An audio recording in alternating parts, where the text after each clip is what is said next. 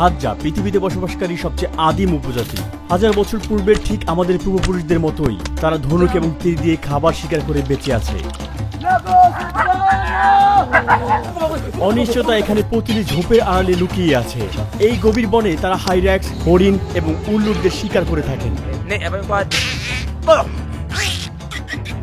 Hadza জনগোষ্ঠী জীবনকে সবচেয়ে খাঁটি রূপে উপলব্ধি করেন। কাদা মেশানো পানি, পোকা মেশানো মধু, এমনকি কখনো কখনো প্রাণীদের মলমূত্র মেশানো মাংসও খায় তারা।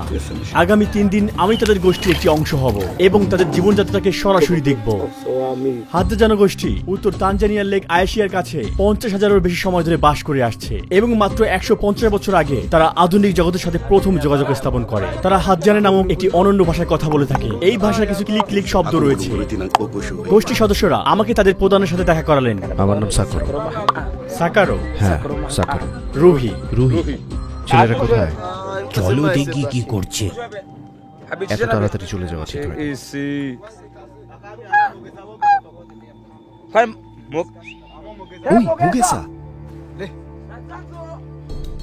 আমরা হজ্জাবে ভূমিতে আপনাকে স্বাগতম জানাই। সবাই এখানে জমা হও। শিকারের দক্ষতা তাদের পরনে থাকা চামড়া এবং লোমে স্পষ্ট। এই জিনিসটা কি? হ্যাঁ, তোমার মাথায়। বাবুনের তৈরি। বাবুন? ওটা বাবুনের চামড়া। যখন আমি ছোট ছিলাম তখন আমি সারাক্ষণ খাতাম, কিন্তু আমার মা এগুলো পছন্দ করতো না, তাই আমার মুখে এগুলো দাগ বানিয়ে দিয়েছে। অশ্রুতে লবণ দিলে এভাবে ক্ষত হয়ে যায় এবং শিশুরা শিখে ব্যথায় যেন না কাটতে হয়। এখন আমি বড় হয়েছি আর বাচ্চা নেই। এখানে কিছু যুবক পরের শিকারের জন্য তাদের সরঞ্জাম তৈরি করছে এবং মেরামত করছে। এটি প্রজন্মের পর প্রজন্ম ধরে চলে আসা একটি দক্ষতা। আমার তীরগুলো সবচেয়ে ভালো এবং আমি নিজেই তৈরি করি। যখন আমরা শিকারে থাকি এবং কোনো প্রাণী সামনে আসে, তখন আমরা প্রাণীর প্রজাতির উপর নির্ভর করে আলাদা উপায়ে এগিয়ে যাই। কিছু প্রাণীর গন্ধ এবং দৃষ্টিশক্তি ভালো থাকে। আমাদের চুপ থাকতে হবে এবং লুকিয়ে থাকতে হবে। যথেষ্ট কাছাকাছি না হওয়া পর্যন্ত ধীরে ধীরে এগিয়ে যাই, তারপর আমরা শিকার করি। বন্ধু, এখানে কি হয়েছে? চিতা। আমাকে অনেক আগে একটা চিতা আক্রমণ করেছিল। তারা তীরগুলোকে বিশেষ নকশা দিয়ে সাজায়। যদি কোনো কারণে কারো তীর হারিয়ে যায়, তারা এভাবেই নিজেদের তীরটি খুঁজে পায়। এছাড়াও এটা নির্ধারণ করে কে শিকারকে তখন আঘাত করেছিল। ধনুকে শিকার করা প্রাণীদের কিছু অংশ থেকে নকশা করা থাকে, আর এটি দিয়ে বোঝায় ওই শিকারী তখন কতটা দক্ষ এবং অভিজ্ঞ ছিল। এছাড়াও বাতাসে তীরকে স্থির রাখার জন্য তারা পাখির পালক ব্যবহার করে। তীর তৈরি করতে প্রথমে তারা একটি কাঠের টুকরো নেয় এবং সাবধানে এটির বাকল ছাড়ায়। এটি যতটা সম্ভব হালকা এবং সোজা হতে হবে। তারা সবসময় সম্মুখ ভাগ নিয়ন্ত্রণ করে এবং দাঁত ব্যবহার করে লাঠি সোজা করে থাকে। সবচেয়ে কোন প্রাণীটি তুমি ভয় পাও? হাতি, সিংহ এবং চিতা। হাতির একটি বিশাল ঠোঁট আছে। তারা প্রায় যে কোনো কিছু ধরে খেতে পারে। তারা ধীরে ধীরে খায়। তাদের কাছে কখনো যাবেন না। আপনাকে তাদের থেকে দূরে থাকতে হবে। তারা আপনাকে আক্রমণ করতে পারে এবং আপনাকে 2 টুকরা করতে পারে।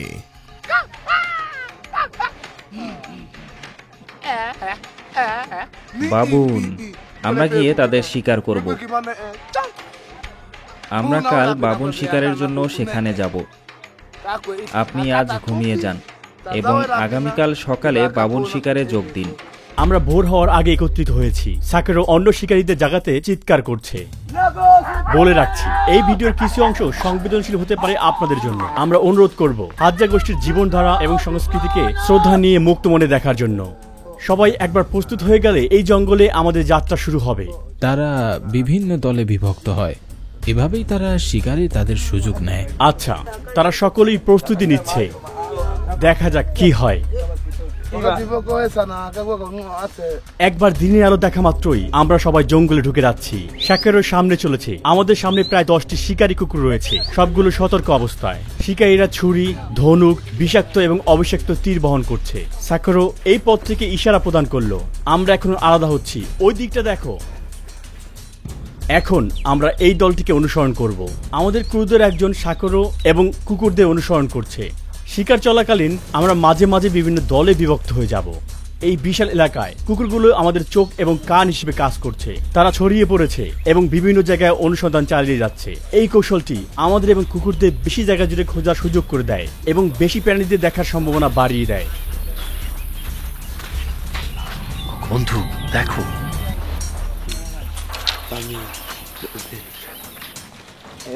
আজকের আবহাওয়া ভালো, গরম নেই। আমি আশা করি প্রতিদিন এমন। দেখা যাক আমরা আজ কি পাই। এভাবেই তারা পানি পান করে। তারা এই কাদাযুক্ত পুকুরটিকে ব্যবহার করে। প্রথমে তারা ফু দেয়, এরপর এটি পান করে। তাদের রোগ প্রতিরোধ ক্ষমতা ব্যাকটেরিয়া এবং পরজীবীদের মোকাবেলা করার জন্য যথেষ্ট শক্তিশালী। পানি ঠান্ডা। এটা পরিষ্কার কিনা এ নিয়ে তারা মাথা ঘামায় না। কুকুরগুলো দৌড় দিয়েছে, সেখানে কিছু একটা হয়েছে, চলো দৌড় দেই, আসো। এই লম্বা লাঠিটি এই গর্তের ভিতর ঢুকানো হবে। সে প্রাণীটিকে গর্ত থেকে বের করার জন্য চেষ্টা করছে। আগের লাঠি যথেষ্ট লম্বা ছিল না, তাই সে আরো একটি লম্বা লাঠি বানাচ্ছে। এই কুকুরটি ভিতর প্রাণীটাকে খুব সহজে ধরতে ক্রমান্বয়ে একটি বড় গর্ত খনন করার চেষ্টা করছে। বেজি,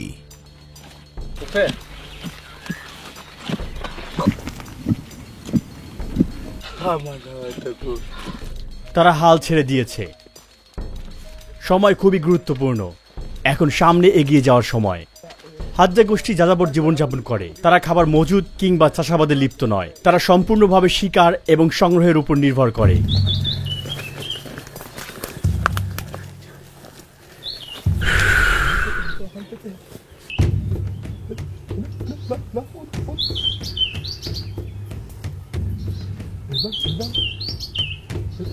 কাঠবিড়ালি শিকার করতে তারা একত্রিত হচ্ছে। একজন শিকারী প্রাণীটিকে বিভ্রান্ত করছে, যেন অন্য শিকারীর দিকে দৌড় দেয়। সেই জন্য তারা গাছটিকে ঝাঁকুনি দিচ্ছে। তারা পেরেছে।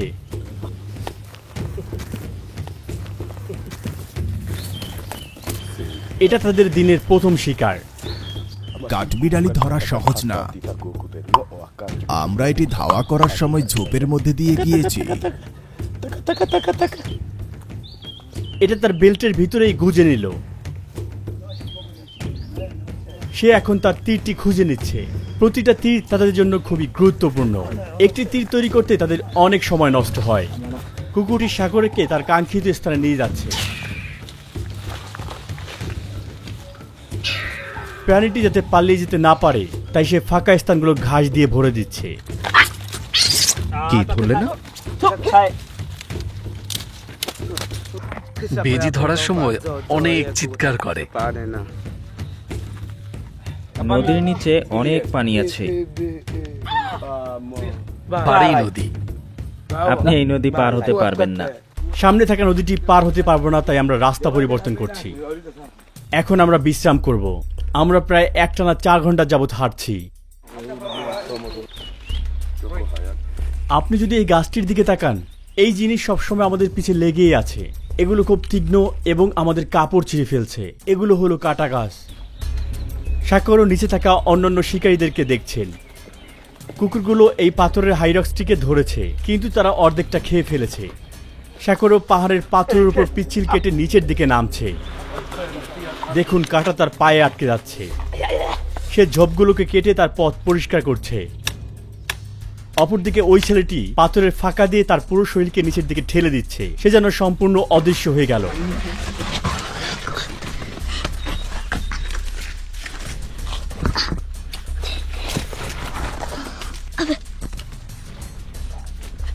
পাথরের ভিতরে প্রবেশ করা ছেলেটি পুরো এলাকার এক প্রান্ত থেকে অন্য প্রান্তে ঘুরে বেড়াচ্ছে। সে এবং তার কুকুরগুলো খুবই ছোট্ট জায়গায় শিকারির জন্য অনুসন্ধান চালাচ্ছে। তারা ওই পাথরের নিচে আরো একটি হাইরাক্সকে তীর মেরেছে। সাবধান, এটা সেদিকে গেল। তারা সেখানে কিছু একটা দেখেছে। আমার মনে হয় কুকুরগুলো এটা বুঝতে পেরেছে। এটি একটি বড় রক হাইরাক্স। তারা এটিকে বের করার চেষ্টা করছে। এটি তাদের নাগালের বাইরে থাকা একটি প্রস্তুতকৃত খাবার। বাসার ভিতরে যেটা ছিল ওটা ধরা পড়েছে। এটা এখানে। প্রাণীটি এখনো জীবিত আছে। সে তার শিকারীকে মেরে ফেলতে চেষ্টা করছে। এটি তার জন্য খুবই খারাপ একটি দিন, খুবই খারাপ একটি মৃত্যু। এটা ইতোমধ্যে মরে গেছে। হাইরাক্স।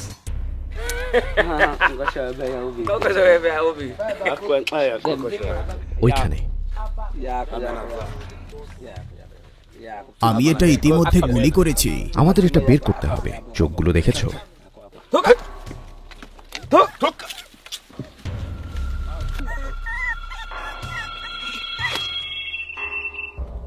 এরা এভাবে কাঁদে, কিন্তু আমরা এ নিয়ে চিন্তা করি না। এটা শুধু খাবার। চোখগুলো দেখেছো? কুকুরগুলো এটি নেওয়ার চেষ্টা করছে। এটি আজকের দিনের তৃতীয় হাইরাক্স।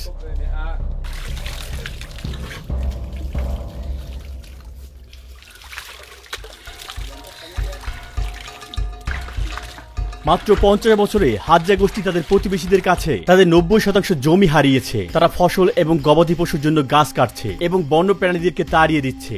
তারা পুরো এলাকা জুড়ে থাকতো, মানে এই পুরো এলাকা। প্রাণীদের সংখ্যা হ্রাস পাওয়ার ফলে শিকার এবং টিকে থাকা তাদের জন্য কষ্টকর হয়ে দাঁড়িয়েছে। তাদের জীবনধারা এখন বিপদের সম্মুখীন।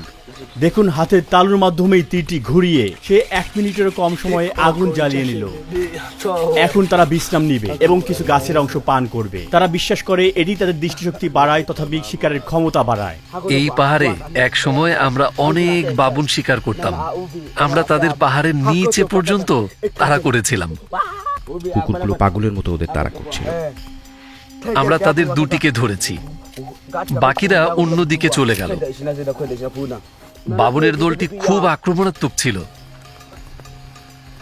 এই এলাকায় হাঁটাও একটি চ্যালেঞ্জ বলা যায়। আমি আবারও আটকে গিয়েছি। ঘড়ির কাঁটার মতো ডান দিকে ঘোরান, এটিকে অন্যদিকে রাখুন। এভাবে এভাবে। এদিকে নাকি ওই দিকে? হ্যাঁ। ওপস, ছেলেটি বেজি খুঁজছে। সে প্রতিটি ফাঁকেই অনুসন্ধান করছে।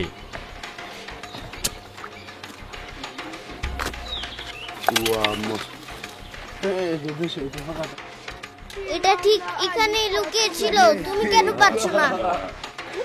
কিন্তু এটা এখনো জীবিত আছে। এটা কামড়ায়।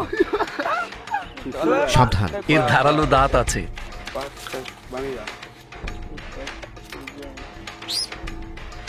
এটা কামড়ায়। আমি তোমাকে ধরতে পারবো না মনে করেছিলে, এখন কি হয়েছে? পাথরটা ব্যবহার করো। তুমি যেভাবে আঘাত করছো এটা হাস্যকর। দয়া করে তাদের জীবনধারা নিয়ে বিচার করবেন না। তারা ঠিক সেভাবেই বেঁচে আছে যেভাবে আমাদের পূর্বপুরুষেরা ছিল। মৌমাছিগুলো কোথায়? সেগুলো গাছে আছে। আমরা কামড় খেয়েছি। এখান দিয়ে যাবে না। আমি তোমাকে এই পথ নেওয়ার জন্য বলেছিলাম। এই মৌমাছিগুলো পাগল, তাদের কিছু করা যাবে না। আমি যখন কামড় খাই আমার ফুলে যায় না। আপনি যদি এটার কামড় খান তাহলে আপনার ত্বক ফুলে যাবে।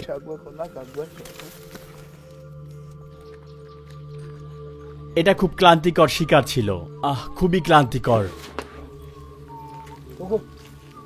পাহাড়ে প্রাণীদের শিকারের সময় আমরা মাত্র 7 ঘন্টায় প্রায় 36,000 কদম হেঁটেছিলাম। সে বলল বাবনদের ক্ষেত্রে তারা নিচের মাংস পছন্দ করে। আর কোন অংশ জানো? আমরা বাবুনের হাত এবং পিছনের অংশ খেতে পছন্দ করি। বাবুনের নিতম্ব মিষ্টি।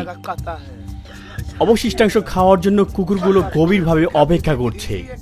আমি যদি সব মাংস খেতে পারতাম। মাংস দেখতে সুস্বাদু লাগে।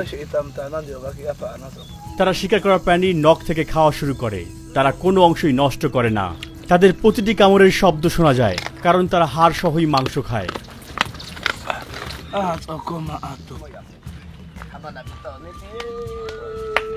আচ্ছা, এই অংশটি আমি খাচ্ছি। আমি সম্মানিত, কারণ হাজ্জারা তাদের শিকার আমার সাথে ভাগ করেছে, যেটা সে অনেক কষ্টে পেয়েছে। যারা জানতে চান পাহাড়ের পাথরের এই হাইরাক্সের মাংস খেতে কেমন, তাদের বলছি এটা খেতে অনেকটা রাবারের মতো।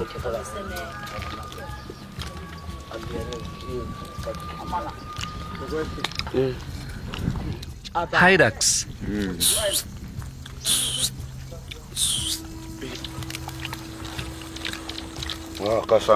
তারা অবসর সময়ে শিকারে হারিয়ে যাওয়া তীরের পরিবর্তে তারা নতুন তীর বানায়। তখন বানর আমরা তাদের পাহাড়ে পাবো। প্রতিটি হাজ্জা গোষ্ঠীতে প্রায় 30 জন লোক থাকে। তাদের গড় আয়ু মাত্র 32 বছর। এটি হওয়ার প্রধান কারণ এখানে শিশু মৃত্যুর হার অনেক বেশি। সাধারণত একজন হাজ্জা মহিলা 4 সন্তানের জন্ম দেয়, কিন্তু বেঁচে থাকে মাত্র 2-1 জন।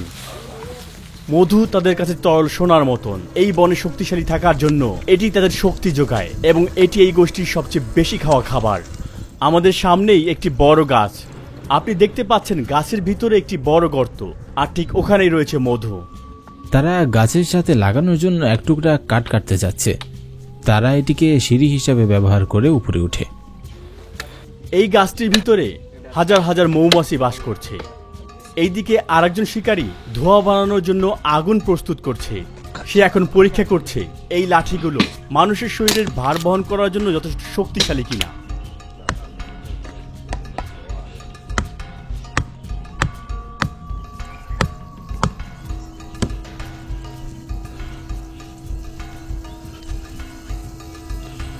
মৌমাছিদেরকে শান্ত রাখতে সে এখন ধোঁয়া এবং লাঠিগুলোকে ভিতরে প্রবেশ করাচ্ছে। ভিতরে এই প্রচন্ড ভন ভন শব্দ এখানে থাকা হাজারো মৌমাছি সৃষ্টি করছে। সে ইতিমধ্যেই অনেকগুলো কামড় খেয়েছে, কিন্তু মধু পাওয়ার জন্য তিনি এই যন্ত্রণা সহ্য করছেন। তাকে দ্রুত করতে হবে, কারণ মৌমাছি গর্ত থেকে বেরিয়ে এলেই আমাদেরকে তাড়া খেতে হবে।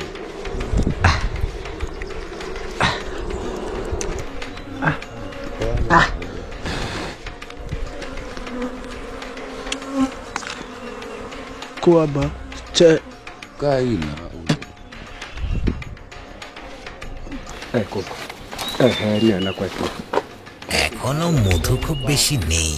এই মৌসুম ভালো না, আমাদের আর একটু অপেক্ষা করা উচিত। এটায় খুব অল্প মধু রয়েছে, বেশিরভাগই ওয়াক্স, এবং ভিতরে কিছু লার্ভাও রয়েছে। দাঁড়ান দেখাচ্ছি। হাজ্জা গোষ্ঠীর কাছে এটা শুধু খাবারই নয়, এটা তাদের মুদ্রাও। তারা এই মধুর বিনিময়ে ধাতব সরঞ্জাম, কাচের মণি, টায়ারের জুতা এবং ভুট্টোর গুঁড়ো পেয়ে থাকে। তারা টাকা ব্যবহার করে না, এমনকি গণনা করার সংখ্যাসূচক পদ্ধতিও ব্যবহার করে না। 1 এবং 2 হলো এখানের একমাত্র সংখ্যা। সময় গণনা করার ঘড়ি বা ক্যালেন্ডারের এখানে কোনো জায়গা নেই। তাদের কাছে জন্মদিন বা ধর্মীয় ছুটির জন্য কোনো সময় ভিত্তিক ইভেন্ট নেই। সে জানে তার বয়স কত? আমি জানি না, এটা কোনো ব্যাপার না। বর্তমানে তাদের মধ্যে মাত্র কয়েকজন তানজানিয়ার সরকারি ভাষা জানে। তারা গণনা শিখছে, কিন্তু বেশিরভাগ 10 পর্যন্ত গুনতে জানে না। 5-এর অধিক সংখ্যা গুনতে, যেমন 8, তাকে সবকিছু একত্রিত করতে হয়। কত? এখানে 5 আর সেখানে 3। তাকে যদি 70 জিজ্ঞেস করা হয়, তাহলে কি সে বলতে পারবে? এটা অত্যাধিক। বৃহত্তর সংখ্যা প্রকাশ করতে তারা সাধারণ শব্দ ব্যবহার করে, কারণ এগুলো তাদের জন্য অস্বাভাবিক। তাদের মাথায় কি সবসময় বাবুন শিকার করা ঘুরতেই থাকে? এটি সবচেয়ে সুস্বাদু মাংস। আমি যখনই ঘুমাই আমি বাবুনদের স্বপ্ন দেখি। সকালে ঘুম থেকে উঠে আমি শিকারে বের হই এবং বাবুনদের খুঁজে বের করি। আমি পাহাড়ে উঠি, যদি আমি সেখানে না দেখি তাহলে অন্য কোথাও চলে যাই। তারা এভাবে কাঁদে। দ্বিতীয় দিনে কয়েক ঘন্টা ঘুমানোর পর ভোর 4টায় আরো একটি বড় শিকারের জন্য আমরা প্রস্তুত হচ্ছি। ক্যাম্পে এটা আমাদের দ্বিতীয় দিন। আজ আমরা হরিণ এবং বাবুন শিকারে যাব। আমরা যখন প্রাণী ট্র্যাকে যাব, তখন দলের একজন সদস্য এখানে থাকবে এবং তাদের জীবনধারা রেকর্ড করবে। যে শিকারে যাচ্ছে না, সে আজ সরঞ্জাম মেরামত করছে। এগুলোর বিশেষ, তাই প্রথমেই একজন যুবক এবং বৃদ্ধ লোক 1 বালতি পানি নেওয়ার জন্য দীর্ঘ রাস্তা হাঁটছে।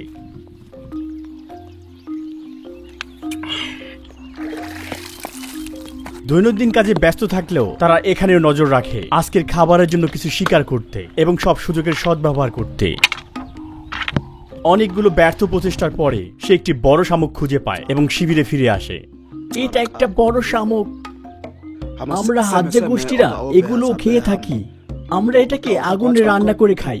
ভালোভাবে রান্না করলে এটা খেতে অনেক মজা হয়। আপনি ওই পাহাড়গুলো দেখতে পাচ্ছেন? তারা বলে সেখানে অনেক হায়েনা আছে। কম বয়স্করা খুব একটা শামুক পছন্দ করে না, তাই তারা এগুলো বড়দেরকে দিয়ে দেয়। অতীতে যখন গোত্রের কোনো সদস্য বৃদ্ধ হয়ে যেত, তখন তরুণরা তাদের জন্য একটি বড় প্রাণী শিকার করত এবং তাকে ফেলে দেওয়ার আগে শেষ আয়োজন হিসেবে মাংস উপহার দিত। বর্তমানে তারা বয়স্ক সদস্যের যত্ন নেয় এবং তাদের সাথে শিকার ভাগ করে নেয়। এই ডাল হচ্ছে ডেজার্ট রোজ গাছের, যা হাজ্জা শিকারীদের বড় শিকারের সাথে লড়াই করার ক্ষেত্রে বিশেষ অবদান রাখে। বিষ বন্ধু, এটার ভিতরে বিষ। তারা প্রথমে ডালটিকে টুকরো টুকরো করে কাটে, সবগুলোকে একত্রে একটি পাত্রে রাখে। এরপরে ঠান্ডা পানি টুকরোগুলোর উপর ঢেলে দেওয়া হয় এবং মিশ্রণটি ফুটানো হয়। এরপরে সে পাতার মাধ্যমে ওখানের ফেনাগুলোকে সরিয়ে নেয়। টুকরোগুলোকে বের করার পর ঘন হয়ে যাওয়া পর্যন্ত ওই মিশ্রণকে সেদ্ধ করে।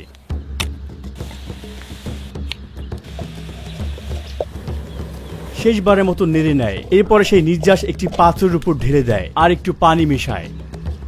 সর্বশেষে সে একটু ছাই মিশিয়ে সেখানে পাথর দিয়ে চূর্ণ করে নেয়। আর এটাই হলো একটি কালো আঠালো বিষাক্ত পেস্ট। সে সাবধানে এটার সাথে তীরের ডগা মিশিয়ে নেয়। এখন এই তীর শিকারের জন্য প্রস্তুত।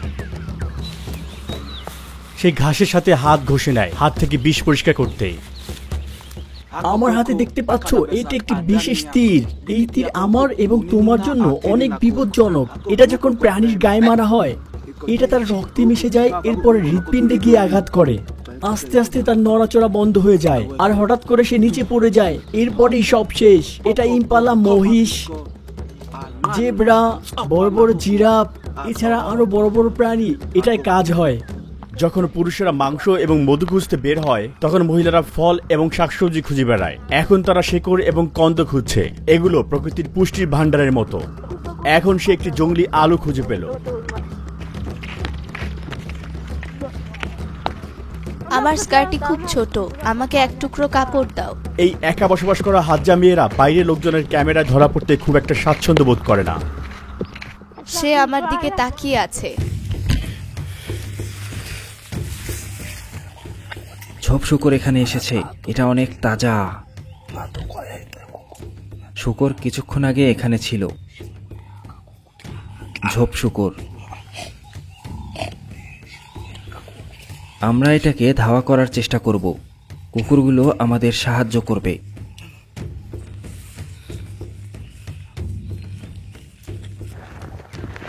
দেখুন, শুকর এখানে গর্ত করেছে। এই গাছে আরো একটি আঁচড়ের দাগ। তারা একটি খটখট শব্দ শুনছে। এই শব্দ কোথাকার তারা সেটা বের করার জন্য থামছে। তারা দেখবে এখানে কিছু খোঁজার মতো আছে কিনা, বা কোনো শিকার আছে কিনা।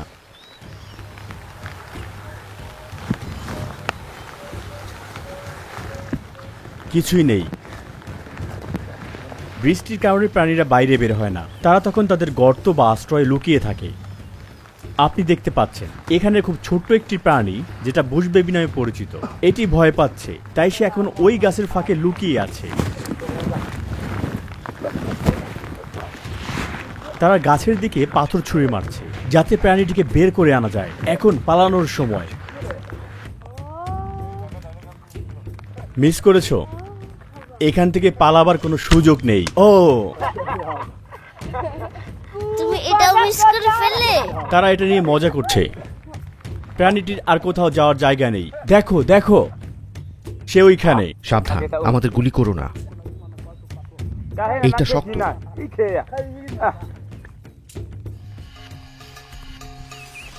এখানে আরো একটি আছে। ছেলেটি আরেকটা বুশ বেবির বাসা দেখছে। এটা ভিতরে লুকিয়ে আছে।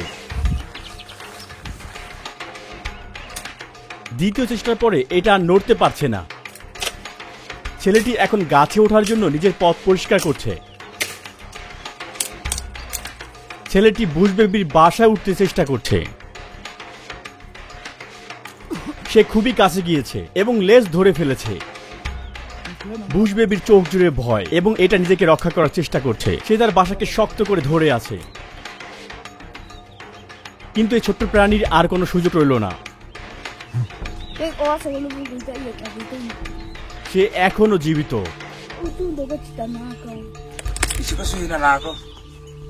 তার জীবন এখানেই শেষ। এই প্রাণীটিকে বলা হয় বুশ বেবি।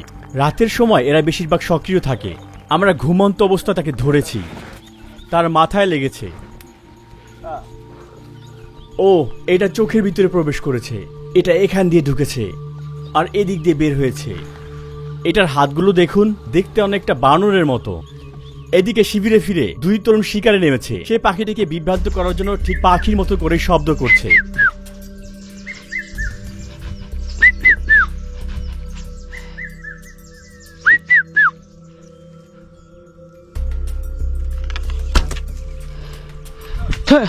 খুব কাছে ছিল, তারপরে সে মিস করেছে।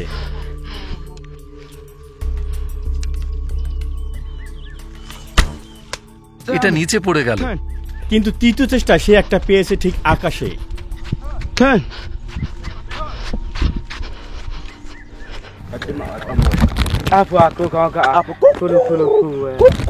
আমরা একটা ঘুঘু পেয়েছি। এই কুকুরটি কি হয়েছে? তার শরীরে অনেক দাগ। বানররা আমাদের কুকুরের এই ক্ষত তৈরি করেছে। বাবুন আঁচড় দিয়েছে? বাবুন? হ্যাঁ, কামড়িয়েছে। আচ্ছা, যেহেতু বৃষ্টি থেমে গেছে, এখন প্রাণীরা তাদের আশ্রয় থেকে বেরিয়ে আসতে পারে, আর হাজ্জা তাদেরকে শিকার করার জন্য প্রস্তুত।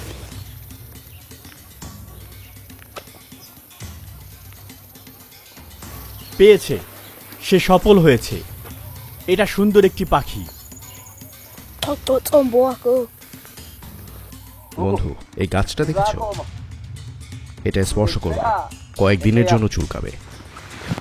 আমি একবার ভুল করে এটা স্পর্শ করেছিলাম, পাগলের মতো চুলকাচ্ছিল। কুকুরগুলো অনেকটাই নিশ্চিত মনে হচ্ছে, ওখানে নিশ্চিত কিছু আছে।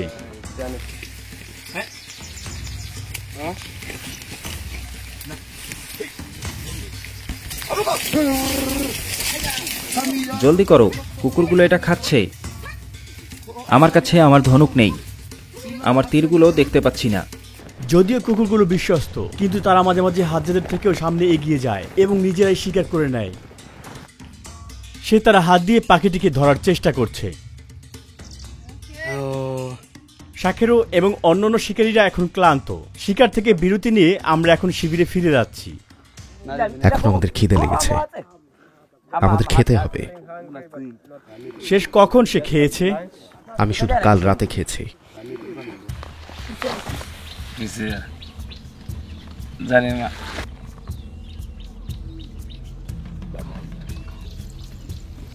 অতীতে প্রাণী অনেক থাকায় জীবন ভালো ছিল, কিন্তু এখন সব গায়েব হয়ে গেছে।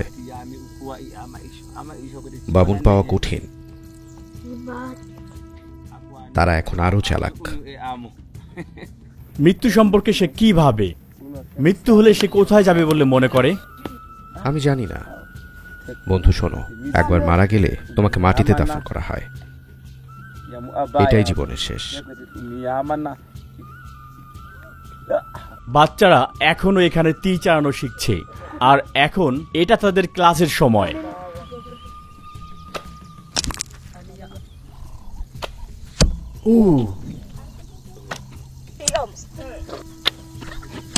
ও সুন্দর। ভবিষ্যৎ নিয়ে এদের স্বপ্ন কি? কি? তুমি কি তাকে বুঝতে পারো? বড় হলে কি হব? এটা আমি জানি না।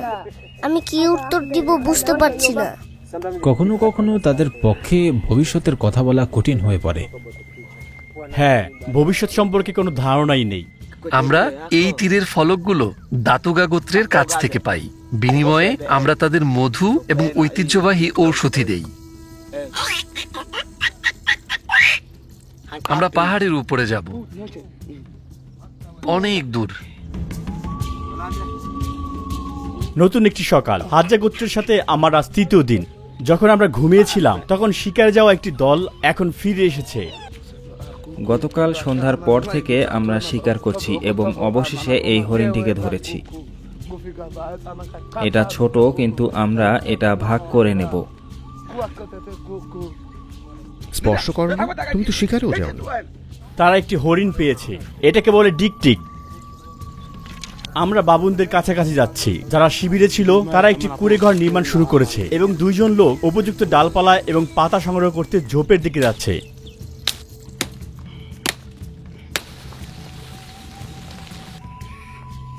বাবুনরা খুবই চালাক প্রাণী, তারা কিছু টের পেলেই চলতে থাকে। তারা মানুষের সংস্পর্শে আসতে পছন্দ করে না। আমাদের তাড়াতাড়ি যেতে হবে, চলো। তারা জিজ্ঞেস করছে আশেপাশে আরো কোনো বাবুন দেখেছে কিনা। তারা আমাদের চেয়েও অনেক বেশি চালাক। তারা অনুভব করতে পারে আমরা কাছে এসেছি, আমাদের আরো খুঁজতে হবে। এর মানে আমাদের কৌশল আরো উন্নত করতে হবে, কৌশলে এদের চেয়ে এগিয়ে থাকতে হবে। শিবিরে থাকা লোকেরা মধু শিকারে যাওয়া বন্ধুদের সাথে যোগ দিতে এবং জঙ্গলি মধু খেতে চাইছেন, তাই তাদের ডাকার জন্য শীষ দিচ্ছেন। এখন তারা মিষ্টি খাবারের মজা নিচ্ছে।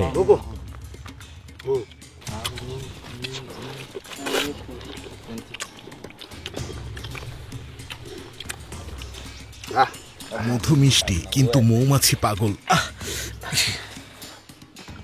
কখনো কখনো মৌমাছিদের ঘৃণা করি, কিন্তু তারা তোমাকে পেট ভরানোর জন্য মধু দেয়। ঘরের সব উপকরণই প্রস্তুত। এখন কুড়িঘরের ভিত্তি স্থাপনের সময়। কাঠামো তৈরি করতে তারা ডালগুলো বাঁকিয়ে এবং বুনে শুরু করে। এটিকে আরো শক্তিশালী করতে তারা চারপাশে আরো একাধিক ডাল মুড়িয়ে দেয়। এই খাঁচার মতো অংশটি হলো মূল কাঠামো। এরপরে তারা ভিত্তিটিকে জঙ্গলি অ্যালোভেরা গাছ দিয়ে ঘিরে দিল এবং উপরের অংশ পাতা এবং ঘাস দিয়ে ঢেকে দিল।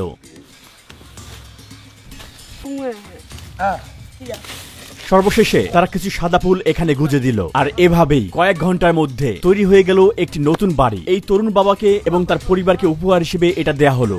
বাড়িটা হয়ে গেছে, তুমি চাইলে এখন এখানে ঘুমোতেও পারবে। চলো একবার দেখি। এটি ঐতিহ্যবাহী হাতজা কুঁড়ে ঘর। আমরা এভাবেই এটি তৈরি করি। বলো। বাবুনরা সাধারণত এই বড় বাওয়াব গাছে চড়ে, তাই আমরা প্রতিটি গাছ পরীক্ষা করে দেখছি। কিন্তু আমাদের মূল লক্ষ্য হলো ওই পাহাড়গুলোর কাছে পৌঁছানো। তারা বলেছে ঠিক ওইখানেই অনেকগুলো বাবুন বাস করে। পথ ধরে হাঁটার সময় আমরা পাথরের মধ্যে লুকিয়ে থাকা একদল রক্স হাইরাক্সকে দেখতে পেলাম। তারা মোট 5টি হাইরাক্স পেয়েছে। এখন বাবুনদের জন্য এগিয়ে যাওয়ার সময়। তারা পেটের খিদে মেটাতে রক্স হাইরাক্সের পেট খাচ্ছে, যা অর্ধেক পরিপাকৃত খাবার এবং পেটের অ্যাসিডের মিশ্রণে প্রায় মলের মতো অবস্থা। স্যাকরো পুরো এলাকা খুঁজে দেখেছে, কিন্তু কোনো বাবুন খুঁজে পাওয়া যায়নি। আজ রাতেই আমাদের ভাগ্য পরীক্ষা করব। বাবুনরা অতীতের অভিজ্ঞতা থেকে শিখতে পারে। যেই জায়গায় তারা হুমকির সম্মুখীন হয়েছিল তারা সেটা এড়িয়ে চলে। মনে হচ্ছে তারা এই জায়গা পরিত্যাগ করেছে। হাতজারা কৌশল পরিবর্তন করেছে। তারা আজ রাতে ভিন্ন অঞ্চলে বাবুনদের তাড়া করবে। শিকারী এবং শিকার উভয় ক্রমাগত শিখছে এবং মানিয়ে নিচ্ছে। এটা হাইড অ্যান্ড সিক খেলার মতো, কিন্তু একটা জঙ্গলি পরিবেশে। এখন আমরা বাবুন শিকারে আছি। ক্রমাগত আরো অন্ধকার হয়ে যাচ্ছে। আমাদের কিছু সদস্য তারা যেখানে আছে সেটা খুঁজে পেয়েছে। তারা এখন গাছে আছে। আমাদেরকে অনেক চুপ থাকতে হবে। বাবুনরা রাতে সক্রিয় প্রাণী নয়, তারা সকালে সক্রিয় থাকে এবং রাতে গাছে ঘুমায়। তখন তারা শিকারীদের কাছ থেকে, বিশেষ করে চিতা, জঙ্গলি শিয়াল এবং মানুষের কাছ থেকে সুরক্ষিত থাকে। আমরা ক্যামেরার আইএসও বাড়িয়ে দিব। আলো কম থাকলেও আপনি দেখতে পারবেন, কিন্তু ভিডিওটা একটু ঘোলাটে হবে। আমি সামনে 1 ইঞ্চিও দেখতে পাচ্ছি না। আমাদের শিকারীদের কাছে থাকতে হবে। বিষাক্ত তীর যেন আকস্মিকভাবে গায়ে না লাগে। আমরা বাবুনদের আবাসস্থলের আরো গভীরে ঢুকছি। মনে হচ্ছে আমরা জঙ্গলকে বিরক্ত করছি।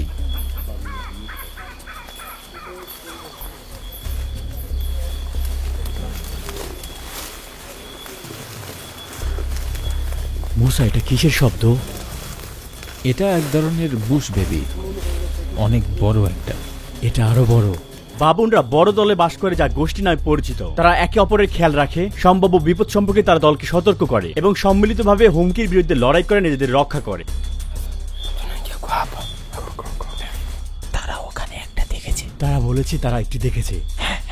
আচ্ছা, তারা বলেছে ওখানে একটা বাবুন রয়েছে।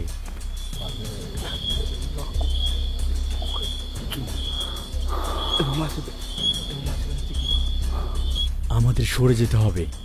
তারা এখানে নেই। বাবুনরা অত্যন্ত দক্ষ। মাটিতে এবং গাছে তারা খুব দ্রুত চলাচল করতে পারে। তারা কোন দিক দিয়ে যাবে সেটা সিদ্ধান্ত নিচ্ছে।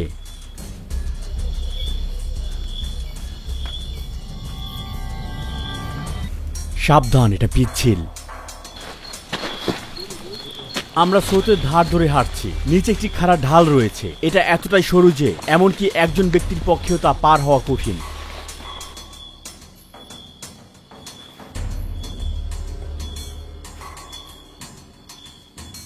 দেড় ঘন্টা হয়ে গিয়েছে, আমরা কোনো বাবুন দেখিনি। তারা সব জায়গায় খুঁজছে। গতরাতে আমাদের শুটে কোনো সফলতার দৃশ্য পাওয়া যায়নি। 3 দিন ধরে কঠোরভাবে শনাক্ত করার পরেও হাতজা শিকারীরা খালি হাতে বাড়ি ফিরে এলেন। তারা পরিবারকে কোনো বাবুন উপহার দিতে পারেনি। যাই হোক, এডিটিং এর সময় আমরা দেখতে পেলাম যে একটি ফ্রেমে যখন আলো নিভানো ছিল, একটি বাবুন এক ডাল থেকে আরেক ডালে লাফিয়ে যাচ্ছিল। তারা মানুষের শারীরিক সীমাবদ্ধতা সম্পর্কে সচেতন ছিল এবং অন্ধকারে নিঃশব্দে পালিয়ে যেতে আলো নিভে যাওয়া পর্যন্ত অপেক্ষা করছিল। এই অপ্রত্যাশিত মুহূর্ত প্রমাণ করে যে শুধু শক্তিশালী হলে চলবে না, এটি প্রকৃতির সাথে খাপ খাওয়ানোর ব্যাপার। বাবুন শিকারের আমরা শেষ পর্যায়ে এসেছি। আমরা সফল হতে পারিনি কারণ প্রাণীটি আমাদের শব্দ আগে থেকে শুনেছিল। হাতজা গোষ্ঠী ঠিক সেইভাবে বাস করছে যেটা আমাদের পূর্বপুরুষরা 1000 বছর আগে বাস করে এসেছে। এই সম্প্রদায়ের জন্য অন্যতম বড় একটি হুমকি হচ্ছে অবশ্যই আধুনিককরণ এবং এই অনন্য মানব সংস্কৃতি হারানো। তারা আমাদের কাছে অতীতের একটি জানালা, তারা আমাদের প্রথমদের শেষ। সাথে ছিলাম রুহি চ্যানেট।